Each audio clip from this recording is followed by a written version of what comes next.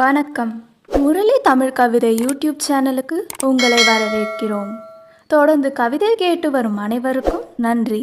இதுவரை நமது சேனலை சப்ஸ்கிரைப் பண்ணாதவர்கள் சப்ஸ்கிரைப் பண்ணிக்கொள்ளுங்கள். பக்கத்தில் உள்ள பெல் பட்டனும் அழுத்திக் கொள்ளுங்கள். கவிதை பற்றி உங்கள் கருத்தை கமெண்ட் பக்கத்தில் பதிவு பண்ணுங்கள். பிடிச்சிருந்தா லைக் பண்ணுங்க, ஷேர் பண்ணுங்க. வாருங்கள், கவிஞரின் குரலில் இன்றைய கவிதை மழையில் நனைவோம். வணக்கம். தொடர்ந்து எனது கவிதை கேட்டு வரும் அனைவருக்கும் நன்றி. இன்றைய நம் காணொளியில் விஞ்ஞான வளர்ச்சியால் விளைந்தது என்ன என்ற சிந்தனை தான் இன்றைய கவிதை. வாருங்கள், கவிதைக்குள் செல்வோம். விஞ்ஞானம் வளர்ந்து விளைந்தது என்ன? விளம்பரங்கள் விண்ணை தொட்டன, விபரீதங்கள் பெருகின, பெரும் பொய் முகங்கள் மலர்ந்தன, மெய் குணங்கள் மறைந்தன. கடவுளையும் காணொளியில் பார்த்து கன்னத்தில் போட்டுக்கொள்ளும் பகட்டு பக்திகள் பெரியன. சுய சிந்தனைகள் சீழ்பட்டது, கற்பனைகள் களவாடப்பட்டது. ஓடி விளையாட விடாமல் உட்கார்ந்து கொண்டு விளையாட கற்றுக் கொடுத்தது. ஊரெங்கும் மருத்துவமனைகள் பெருகின. அறிவியல் வளர்ச்சி அகிலத்தை அலைபேசியில் அடக்கி உள்ளங்கையில் கொடுத்தது. உறவுகளை உதாசீனப்படுத்த கற்றுக் கொடுத்தது.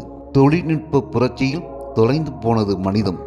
ஆபத்தில் சிக்கியவர்களை வேடிக்கை பார்த்து அழகாக படம் பிடித்து பதிவேற்றம் பண்ண கற்றுக் கொடுத்தது. ஓடி சென்று உதவுவது எல்லாம் இனி OTTயில்தான் பார்க்க முடியும் என்ற வேடிக்கையாக பேசும் மனதை மனிதனுக்கு கற்றுக் கொடுத்தது. விஞ்ஞான வளர்ச்சியில் விளைந்தது என்ன?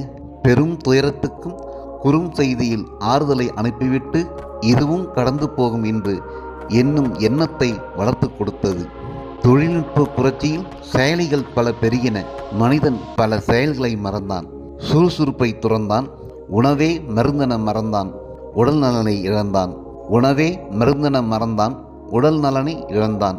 பாசத்தையும் நேசத்தையும் பாரமென எண்ணினான். முகநூலில் முகம் தொலைத்தான்.